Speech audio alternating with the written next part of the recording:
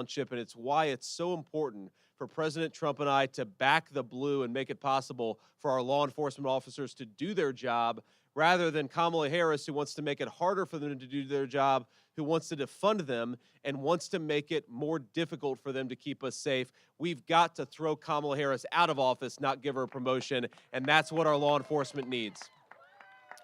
Now, I want to give a few shout-outs here before I talk about what I learned today. First, we've got the great Congressman John James. John's back there. We all love John. He's a good guy. Great friend of law enforcement. We've got Chairman Pete Hoekstra here. I didn't see Pete earlier, but I know Chairman Pete. There's Chairman Pete. Thank you for being here, Pete. And then we've got another great congressman, or former congressman, but will make an even better United States Senator. Mike Rogers is here, and Mike is another great ally of law enforcement. Mike, thank you for being here. Look, what I realized in talking to some of these police officers, and this is especially to the folks who are watching on TV, is the failure to protect our communities is a law and is a policy choice. It is a policy choice to defund the police, which is what Kamala Harris wants to do. It is a policy choice to open up the American southern border and allow migrant criminals to come into this community and make it less safe. It is a policy choice to not deport people, to suspend deportations, which is what Kamala Harris did. And I heard just earlier about a criminal who was deported from this community who came back in and then raped an 11-year-old girl just in the past couple of months. I'm the father of a 2-year-old girl. I cannot imagine having a government that cares so little about you that they're letting people who come into our communities get deported and come back in, and then they rape our children. That is a policy choice of Kamala Harris to suspend deportations and let somebody like that into our community. It is a policy choice to not prosecute people who sexually assault minors. When Kamala Harris was the Attorney General of California, she actually made it a non-violent crime to commit sex crimes with minors. Shouldn't we want to throw people who commit the most heinous crimes in our communities in prison and throw away the key? And yet Kamala Harris is making it easier for people to get out of jail after they commit heinous crimes with children? It's despicable, but it's another policy choice of Kamala Harris. And I guess my message to the American people, and certainly to all of you gathered here today, is we don't have to accept this from the federal government of the United States of America. Remember, when President Trump was in office, we deported illegal aliens. When President Trump was in office, we were building the border wall, which made it harder for illegal aliens to come here in the first place. When President Trump was president, we did not grant mass amnesty, which allowed illegal aliens to come into our communities, to harm our people, and then to stay here after the fact. We just need better leadership. It is so simple, and I can't believe that anyone would actually think that you should open up the American southern border to all of these criminals. You should let them commit crimes in our communities, and then you should refuse to deport them afterwards, and that's exactly what Kamala Harris has done. You know, I grew up in a community. I grew up in a place where when law enforcement wasn't able to do their job, it was the poor kids in my community, the kids who grew up like I did, who suffer the most. Because, of course, if you're wealthy, you can afford a gated community. If you're wealthy, you can afford private security. But when the police are not empowered to do their job, it is the most vulnerable people in our communities who suffer. We saw that, of course, in 2020 with the summer riots with our new vice presidential nominee on the Democratic side. Makes an interesting dynamic duo with Kamala Harris, because as he was promoting rioters and looters burning down the city of Minneapolis, Kamala Harris was helping to bail the rioters and looters out of jail. A really vicious cycle if you're living in that community, a really vicious cycle if you own one of those businesses that was burned down, and of course a very vicious cycle if you're one of the poor kids who needs law and order, who needs common sense safety, but doesn't have access to it because our government so often refuses to do its job. I want to do a couple of shout outs here, and I'd encourage these folks, if they're willing, to make a couple of remarks, and then I'll close this out and take some questions from the media. But I got to meet Jim Tiganelli. Sorry, Jim, I hope I pronounced that right. Jim is the leader of one of the most important associations of law enforcement officers here in the state of Michigan. I mean, he told me about just in a 30-day period recently, they lost 3 police officers who lost their lives in the line of duty because Kamala Harris has sent out this message that it's open season on American police officers.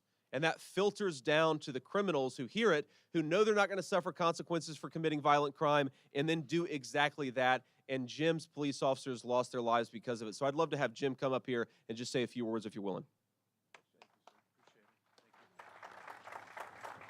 Thank you, Senator. As he indicated, we represent about 12,000 law enforcement personnel across both peninsulas, so I feel like we're in a position to speak for a majority of those who work that job. The common thread in the room today was the regard for public safety. Although the Democrat candidate for president has not said as much, it's quite common for all candidates to claim an allegiance to law enforcement and public safety at election time. The truth is, it's what you say and do between elections that matter to us. And we've had an opportunity to see what President Trump did as president. We've had an opportunity to see his choice here in JD Vance. And we know that that's a binary choice. The other choice is not an option to us. The open borders that began in January of 21 changed the number of illegal aliens from entering the country from 300,000 a year to 300,000 a month at the beginning of 2023, 3 million a year. The Trump administration had taken steps to limit those illegal entries by none less than 500 miles of wall, which the Biden and Harris administration knocked down portions of and left all the materials laying on the road to rot. And then went so far as to sue the state of Texas for trying to build a barrier to guard their own border. The best efforts of Michigan's best in law enforcement are failing. As he indicated, we've had 3 officers shot this year, and they were not in gunfights. This wasn't an armed robbery, a barricaded gunman. These were traffic stops. These were guys that were not even unholstering their guns when they were murdered. These weren't deaths, these were murders. Beautiful and prosperous Shelby Township has also been touched by illegal aliens this year, and you've heard some of those examples. When people are allowed to enter the country illegally without consequence, and maybe even being rewarded for it, it leads some citizens who are here legally to think that that type of behavior is okay. Nobody surrenders anymore. These cases that we're running into, these aren't all illegals, but they're learning from the illegals. No one surrenders. 70,000 police officers were assaulted last year, physically assaulted. 360 were shot but not killed, and more than 60 were shot to death just in last year. That's not right. Okay, there should be no excuse for that. And eligible candidates for this job are getting more and more difficult to find. We have a great candidate for president, and we know that because he served as president for 4 years. We were more prosperous and we were safer when he was here. He has chosen JD Vance as his candidate for vice president, and every day we hear more things to convince us how much better it will be with JD Vance in the chair with President Trump. So the Police Officers Association of Michigan are here today to tell you that our members of 75 different counties wholeheartedly endorsed the Trump-Vance ticket, and we are proud to do so, and we need you to win. Thanks, man. Thank you, Jim. Thank you. Great. All right, I want to also hear a little bit from Peter Lucido. Peter? Yeah, please say a few words. Thanks, Peter. Thank you. Thank you, Senator. And good morning, everyone. We came together here for a reason, because it's undisputed that law enforcement's prime mission is to maintain safety and protect the welfare of the citizens as one of the most important government responsibilities. Without protecting the citizens, it's a failure in government. It's a failure to us. Macomb County residents and businesses must rely on law enforcement to keep them safe and free from harm by others. As the Macomb County prosecutor, I am committed to bringing wrongdoers to justice. All accused of a crime are presumed innocent until proven guilty in a court of law. Whether documented or undocumented, a person faces the same justice under the law. In Macomb County, we follow the law. That means we honor the U.S. Immigration and Customs Enforcement Agency with notice of an arrest of an undocumented person or persons. We are proud to work with our state and federal law partners as it relates to keeping the law and keeping the order. We need to be clear that bad actions by the undocumented should not have a chilling effect on those who came here legally, like our ancestors. However, the problem today is that law enforcement is challenging enough without adding immigration issues into the equation.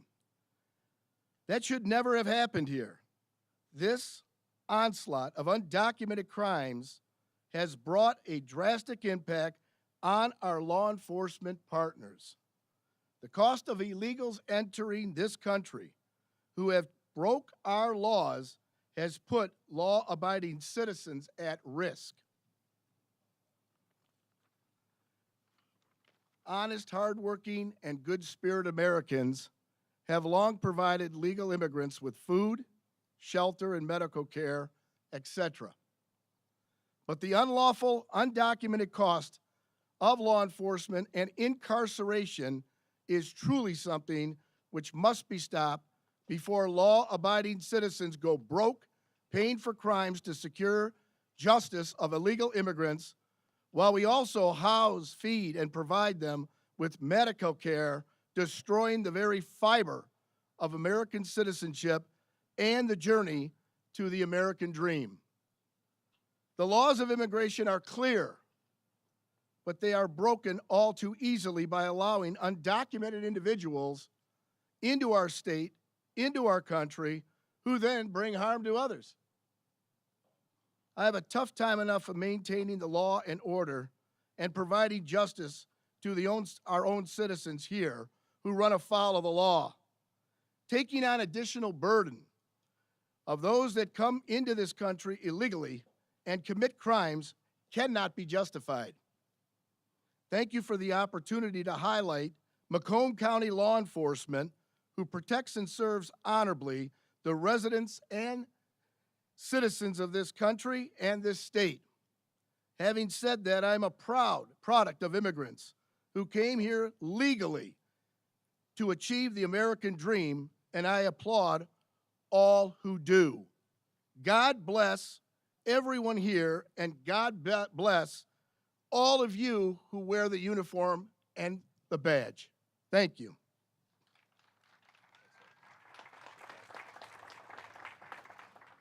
Look, these guys are doing a good job, and they're doing everything they can to keep the people safe, but we have to remember that it's hard for them to do their job as well as they need to when they have a federal government that's making it so much harder. On day one, Kamala Harris, our border czar, suspended deportations. On day one, she proposed mass amnesty. On day one, she stopped building Donald Trump's border wall. And on day one, she proposed giving health care benefits and a whole host of other benefits to illegal aliens, encouraging them to come into our country. And now we're dealing with the consequences for it, even in places like Shelby Township, which the media would tell you is far away from the southern border and its problems. And geographically, of course, it is far away from the southern border, but it's not far away from its problems. I heard just today in the last couple of months about a mother and daughter who were just enjoying their day here in Shelby Township, and you had an illegal alien plow into them and kill this innocent mother and daughter.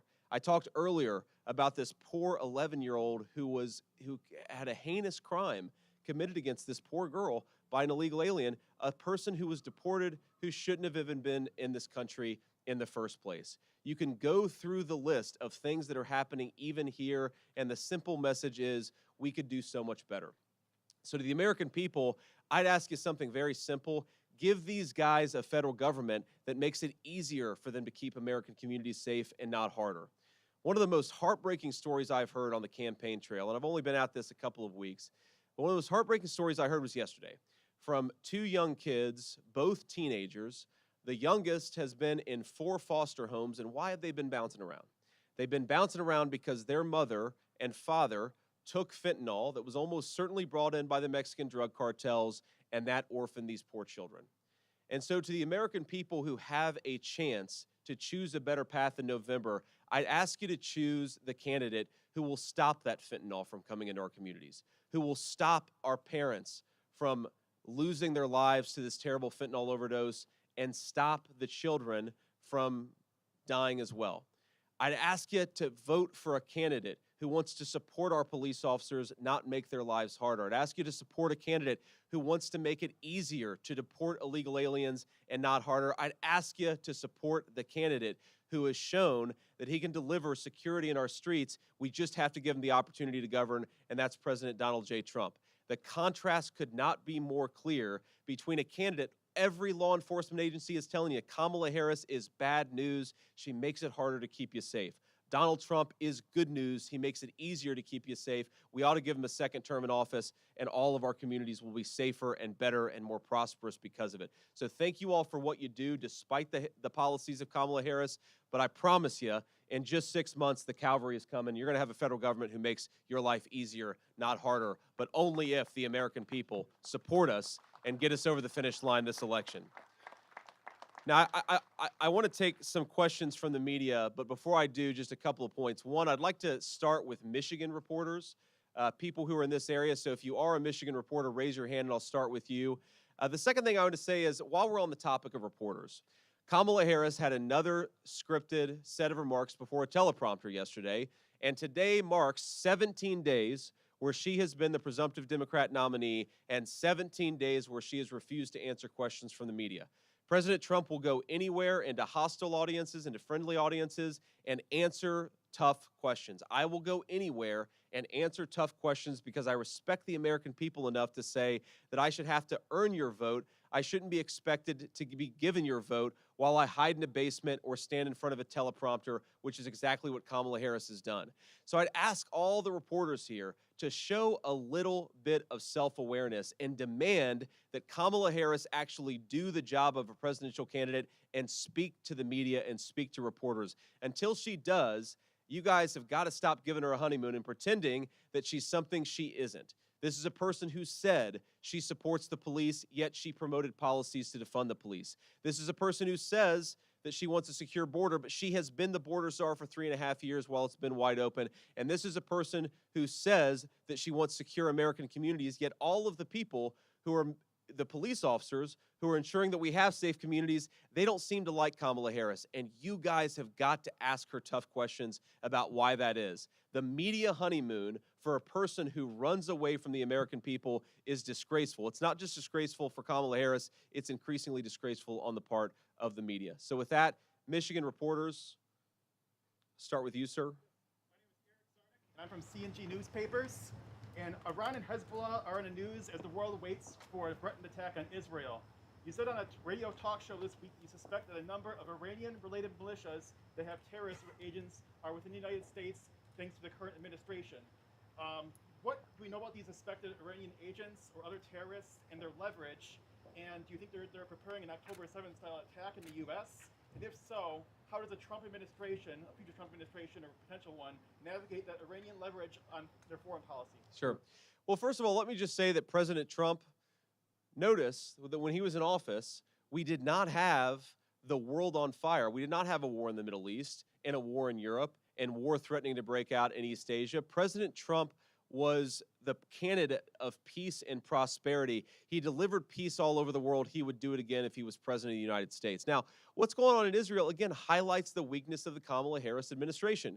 Kamala Harris is a person who says she wants the war in Israel to be over with, and also that she wants to minimize civilian casualties. Well, I want those things too. Then why isn't she giving Israel the weapons it needs to minimize civilian casualties? And why isn't she giving Israel the weapons it needs to end this conflict quickly? The best thing for the United States of America is for Israel to end its war, to destroy Hamas, and then to rebuild the Abraham Accords of President Trump so that the Sunni Arab states and the Israelis can form a regional counterbalance to Iran. That is what is in the best interest of our country. That's what's in the best interest of Israel. And it's telling that Kamala Harris refuses to do what she needs to do to keep America and its allies safe. And the final point that I'll say is, yes, I believe that there are Iranian-backed militia groups in this country right now because we know thousands of people have come across the U.S. southern border who have ties to terrorism. Well, it's really endangers your country, and I fear we're going to have a very bad headline here and a lot of people who could lose their lives because Kamala Harris refuses to keep terrorists out of our country. It's disgraceful, but it highlights the fact that unless you have a border, there is no peace and there is no security for American citizens, even in a place as far north as Shelby Township, Michigan. Other questions? Yeah, Detroit Free Press. thank you. When Trump was at the NABJ conference, he was asked whether you'd be ready to assume the presidency on day one, and he responded by talking about how the vice president pick doesn't really impact the election outcome. Sure. Was that the response that you were hoping for from the former president? Well, what the president has said, and I agree with him, is that most people are voting at the top of the ticket. Now, Tim Walz is a crazy radical, of course. He allowed rioters to burn down Minneapolis, but most people are going to be voting for Kamala Harris or for Donald Trump. I think it was a common sense observation. He said it before I was the pick. He said it after I was the pick, and I think he's absolutely right. Now, I will say that on the vice presidential issue, it's interesting what Tim Walz says about Kamala Harris. Tim Walz is a person, again, who promoted rioters burning down the biggest city in his state.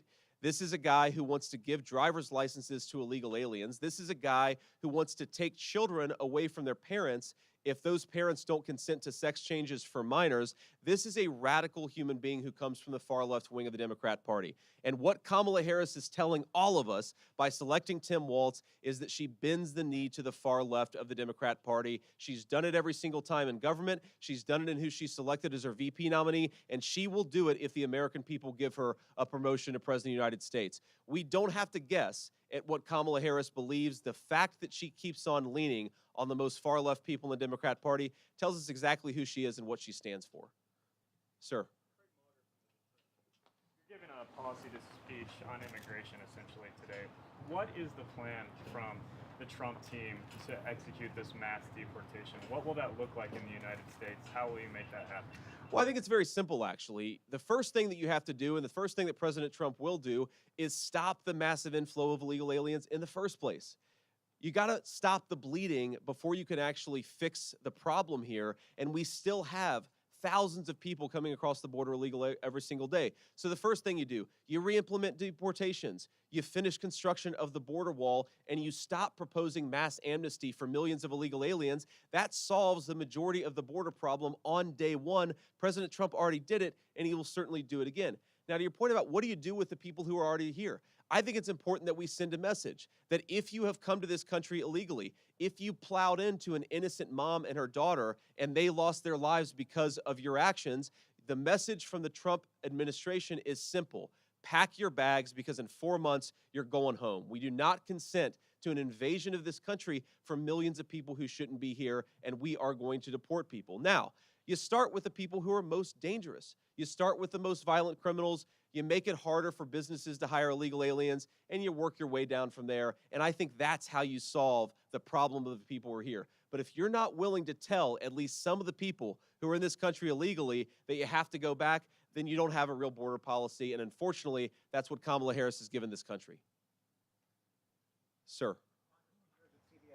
Last night, Governor Walz suggested that because of your Ivy League education and your Silicon backing your political career, that you yourself are part of the elite. What are your first impressions of them trying to frame you this way to the American public? Well, look, I came from a family where nobody in my family had ever gone to law school. I grew up in a poor family. The fact that Tim Walz wants to turn it into a bad thing, that I actually worked myself through college, through law school, and made something myself, to me, that's the American dream. And if Tim Walz wants to insult it, I think that's frankly pretty bizarre. Now, look, what really bothers me about Tim Walz, it's not even the positions that he's taken, though certainly he has been a far left radical. You know what really bothers me about Tim Walz as a Marine who served his country in uniform? When the United States Marine Corps, when the United States of America asked me to go to Iraq to serve my country, I did it. I did what they asked me to do it, and I did it honorably, and I'm very proud of that service. When Tim Walz was asked by his country to go to Iraq, you know what he did? He dropped out of the Army and allowed his unit to go without him, a fact that he's been criticized for aggressively by a lot of the people that he served with. I think it's shameful to prepare your unit to go to Iraq, to make a promise that you're going to follow through, and then to drop out right before you actually have to go.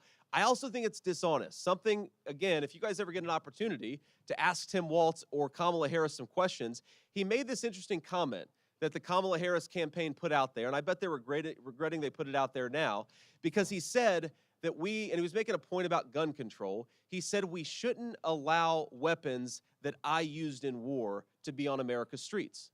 Well, I wonder, Tim Walz, when were you ever in war? what was this weapon that you carried into war, given that you abandoned your unit right before they went to Iraq, and he has not spent a day in a combat zone? What bothers me about Tim Walz is the stolen valor garbage. Do not pretend to be something that you're not. And if he wants to criticize me for getting an Ivy League education, I'm proud of the fact that my mamaw supported me, that I was able to make something of myself. I'd be ashamed if I was him and I lied about my military service like he did. Sir. Could you speak a little louder? Sorry. Will Jones from Local 4. I want Yes, to sir. talk a little bit about race. I was at the National Association of Black Journalists conference last Yes, week sir. where President Trump made some attacks on Vice President Harris's biracial heritage. You're married to an Indian American woman. You have biracial children. How do you explain his attacks, and what is your reaction to his attacks as a father of biracial children? Yes, sir. So I am the father of biracial children. Actually, my wife is here today. My kids are back home with my aunt today. And look, I was not bothered at all by what President Trump said, and I didn't take it as an attack on Kamala Harris's biracial background at all. What I took it as was an attack on Kamala Harris being a chameleon. She pretends to be one thing when she's in front of one audience. She pretends to be something else when she's in front of another audience. And I think he was observing the basic foundational reality that Kamala Harris pretends to be something different depending on which audience she's speaking to. Now, she has been able to hide this a little bit because for the past couple of weeks, she only speaks in front of a teleprompter. She never gives unscripted remarks, and she's hidden from the American media and from the American people. But we know she's a chameleon. We know she's a person who promised to defund the police and now wants to pretend she's a tough prosecutor. She said that she would be our border czar, and yet for 3.5 years, we have an open border. She said that she would bring some common sense and lower inflation to our economic policies, and yet she cast the deciding vote that raised interest rates, raised home prices, and raised food prices.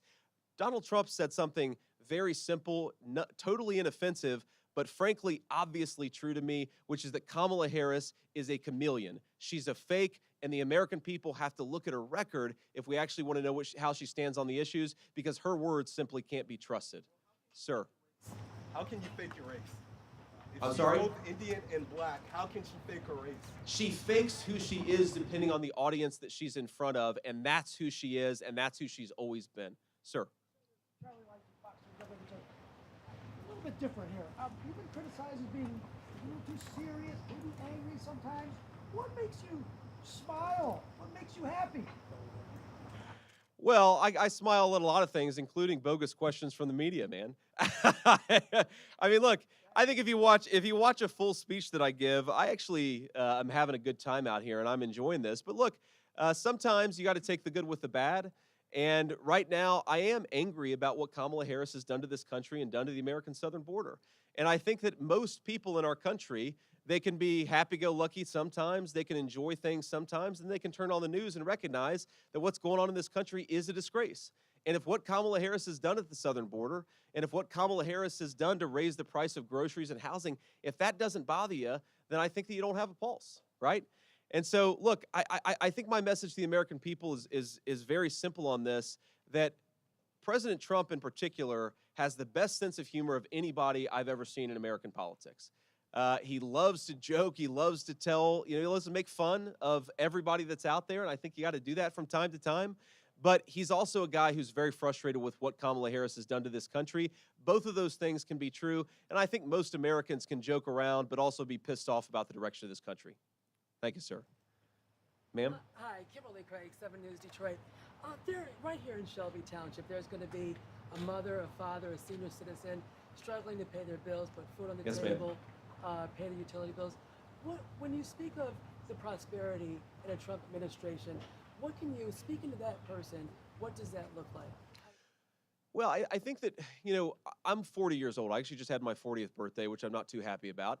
But I'm 40 years old, and for my entire life, there was this chart that had wages below corporate profits and below the size of government. And there was one 4-year period during my entire life where wages were actually going up, especially for people at the bottom and people in the middle. That was the 4 years when Donald Trump was president.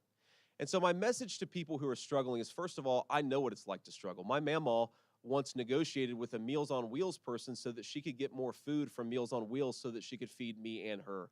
I certainly know what it's like to deal with skyrocketing grocery prices and skyrocketing rent. The the solution to it is to give people higher paychecks. The solution to it is give people better take-home pay. The solution is to unleash American energy so that people aren't going to the grocery and seeing that eggs are 50% more than what they were a year and a half ago, right? You've got to bring down prices to give people basic prosperity. And the way you do that is really unleashing American energy, unleashing American farmers, and not spending like a drunken sailor, which is what Kamala Harris has done during her time in office. We really do know that it's the least of these. The Bible calls them the least of these who have suffered the most under Kamala Harris's affordability crisis. And President Trump and I, that is priority number one, is to make groceries and gas and rent more affordable for normal Americans. If you work hard and play by the rules, this very simple principle should apply. If you work hard and play by the rules, you should be able to live a good life in this country. And unfortunately, a lot of people right now are working hard and they're playing by the rules, but they can't afford groceries and they can't afford rent because of bad policy in Washington, D.C. We promise that we're going to change that. One last point I want to make on this, because I don't think that we talk in the media, we don't talk about it enough in politics, but housing is through the roof, and housing is destroying people's savings and their ability to put a good house, put a good roof over their kid's head. So here's the thing. Why is housing so expensive in this country? Housing is so expensive in this country for two reasons. Number one, Kamala Harris pursued policies that raised interest rates, which make mortgages unaffordable for normal Americans. That's number one. And number two, we have let in 20 million illegal aliens who are competing with American citizens for scarce housing. You do those two things and you see the rent crisis that you see in Michigan and Ohio and Pennsylvania. It is a disgrace. President Trump and I promise we will fix it. It's simple public policy. It's just got to be smarter, and it's got to look out for American citizens first. Sir? Colin Jackson, Michigan Public Radio Network. Michigan is a state that's going to be one on the margins. It's projected to be a close race. When former President Trump was in Detroit a few months back, he was talking to black voters. He was tried very hard to tie President Biden to the crime bill while taking credit for criminal justice reform. Right now, you're here in Shelby Township with a tough on crime, mass deportation message. Do you feel like that's going to land with voters of color that the campaign will need to win?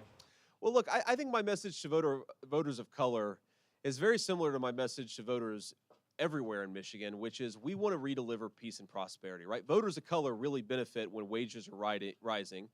Voters of color really benefit when normal people can afford to buy a home, and we want to bring back some of those common sense policies. But I mean, if you look at the statistics, when you allow rioters to set fire to a city, or when the police are not empowered to do their job, it is very often voters of color that suffer disproportionately, right? It is voters of color who benefit the most from public safety, and I think that we have to get some common sense back. Now, that doesn't mean, of course, that we don't want police to have good relationship. Tough on crime does not mean tough on every single person who lives in a neighborhood with high crime. But when I talk to people in neighborhoods with high crime, often, not always, of course, voters of color, they actually love the police. They've got good relationships with the police. Of course, there are bad apples here and there, but most people recognize the police are there to keep them safe. And if we don't make it possible for the police to lock up the bad guys, the murderers, the armed robbers, then it is very often black voters, especially in the state of Michigan, who suffer the most. You know, one thing that really bothers me about the left's narrative on criminal justice reform and a lot of their attacks on police is, again, that it is very often black voters who suffer the most when the police aren't empowered to do their job. We have got to change this. There's an idea out there, I think, that Americans often forget, that the worst violent criminals, right? It's a very small group of people who commit the most egregious and most often commit the worst violent crimes. Nobody, black, white, or anything else, wants us to do anything other than lock up the most violent criminals. You do that, and you empower the police to do that, you solve a whole host of the violent crime problem, and voters of color, I think, benefit from that as much as anybody. Sir. Senator Garrett Haake from NBC News. You have repeatedly suggested that the only reason Kamala Harris didn't pick Josh Shapiro to be her running mate is because of his Jewish faith. Do you have any evidence to support that assertion, that a person who's married to a Jewish man is somehow anti-Semitic or bowing to anti-Semites? Well, I reject the premise of the question. I did not say that that was the only reason that Kamala Harris didn't choose Josh Shapiro. So you should, take a little less DNC talking points when you ask your questions and ask a real question. I have suggested that Kamala Harris was motivated, or at least her party was motivated by anti-Semitism. And the evidence that I offer for that is what dozens of Democratic activists said in the run-up to her selecting her nominee. There were multiple grassroots activists, multiple media personalities, multiple people with influence in the Democrat Party who suggested that she should not choose Josh Shapiro because of his ethnic background. And look, I don't care what your ethnic background is. I know Donald Trump doesn't care what your ethnic background is. I do not want to live in a country where we're choosing who the next VP is based on skin color or ethnic heritage. Choose based on merit. And the fact that so many prominent leaders in the far left felt empowered to talk about Shapiro's ethnic heritage is a disgrace, and I think it's a scandal for the Democrat Party. Yes, I do. Last question, ma'am, the blue and yellow there. Hi, Yeah. I'm Janelle James, reporter for Bridge, Michigan. And Michigan has about 91,000 immigrants, which counts for about 1.2% of our population. So what do you say to the people in Michigan who say immigration really isn't that big of a problem here? Well, I appreciate the question, Janelle, and I'd say that, interestingly, legal immigrants often suffer the most from illegal immigration. If you look at the effect on legal immigrants' wages, if you look at the jobs that they're working in, and if you look at the communities that they're living in that are most affected by the public safety problems caused by illegal immigration, my message to legal immigrants was, one, we love to have you. You're very welcome, and we're happy that you came through the proper channels, but this illegal immigration problem is very often, it falls hardest on legal immigrants more than anybody else. And so my message is our anti-illegal immigration platform is actually going to make your life better. It's going to make your wages go up. It's going to make public safety in your communities better. Look, I'm married to the daughter of legal immigrants. I do believe in my heart that legal immigration can enrich this country, but not illegal immigration, which is what Kamala Harris has done all over this country. It's made us less safe. It's driven down wages for working Americans, and it's made our communities less prosperous. We've got to stop this craziness. President Trump and I are going to do it. And on that topic, I know that was the last question, but let me just offer one final observation again about these guys in the back. Law enforcement is fundamentally a team effort. You need the federal government to do what it needs to do. You need the state government and the local governments to be empowered to keep people safe. What is so broken about American public safety, it's not our local police officers who are doing great things. It's not our state leadership who's very often doing great things. It is the federal government allowing criminals who shouldn't be here, promoting sex trafficking and drug trafficking at our southern border. It is making these guys' jobs so much more difficult. And it's making it difficult in ways that we don't even always see. I talked earlier to these guys behind me a little bit earlier. We talked about the fact that when they have illegal aliens and they have to provide food and housing for those illegal aliens, that's precious tax dollars that don't go into hiring additional officers that they need.